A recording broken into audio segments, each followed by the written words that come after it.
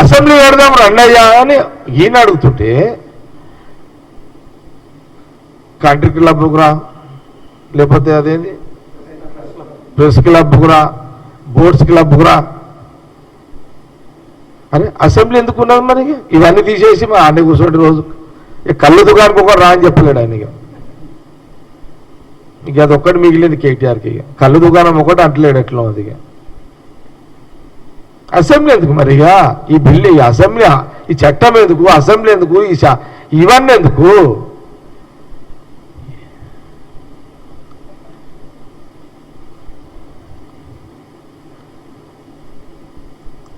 ఇప్పుడు నేను జ్ఞాపకం చేయించిన కళ్ళు దుకాణం అది కూడా అడుగుతాడేమో మరి కేటీఆర్ మళ్ళీ నెక్స్ట్. ఇక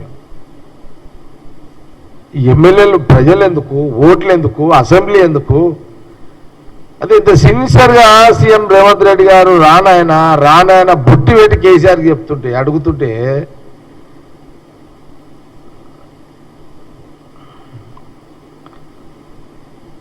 రండి క్లారిటీ వస్తుంది కదా. ముఖ్యమంత్రిగా రేవంత్ రెడ్డి గారు ఏం మాట్లాడతారు, ఏం వివరణ ఇస్తారు, ఏం చెప్తారు? ఇరిగేషన్ మినిస్టర్ ఉత్తమ్ కుమార్ రెడ్డి గారు ఏం మాట్లాడతారు? కేసీఆర్ గారు నువ్వేం అడగలుచుకున్నావు అడుగు. ఇవన్నీ వదిలే కేటీఆర్ గారు. ఇక ఈ కళ్ళు బొల్లి మాటలు మాట్లాడకి అన్నీ అయిపోయినాయి ఇవన్నీగా. ఇప్పుడు ఏంది అసలు? నీళ్ళ కోసమే తెలంగాణ ఆంధ్రలో తిట్టింది నువ్వే, ఆంధ్ర నాయకులను తిట్టింది నువ్వే, ఆంధ్రలో నిలబడదామన్నది నువ్వే.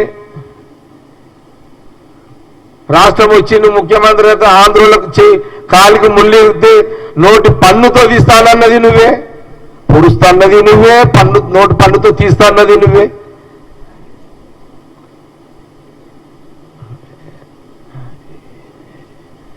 కేటీఆర్ గారు మీరు దీనికి జవాబు చెప్పండి. నేను అడుగుతున్నా కదా, కేటీఆర్ గారిని అడుగుతున్నా కదా. మీ స్వయంగా మీ నాయన, నువ్వు, నీ చెల్లెలు, నీ బామర్ది, మీ ఫ్యామిలీ ఆంధ్రలో తిట్టి ఈ రాష్ట్రానికి ముఖ్యమంత్రి అయిపోయారు, తెలంగాణ రాష్ట్రానికి.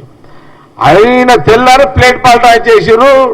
గ్రేటర్ ఎలక్షన్ రాగానే ఆంధ్రోళ్లకు అరికాలికి ముళ్ళు ముచ్చుకుంటే నోటి పన్నుతో పీకేస్తా అని అన్నావు. ఇలా కొడుతూ ఆ డైలాగులు ఇయ్యే, ఈ డైలాగులు ఇయ్యే. ఇక్కడ తేడా ఎక్కడుంది కేటీఆర్ గారు? అవును, అప్పుడు నీకు తెలంగాణ ప్రజలను రెచ్చగొడితే ఎమోషన్ల రాష్ట్ర విభజన జరుగుతుంది, మీరు ముఖ్యమంత్రి అవుతారు, మీ ఎజెండా అది. ఇది అయిపోయింది. అచ్చా సరే, అప్పుడు నీళ్ళు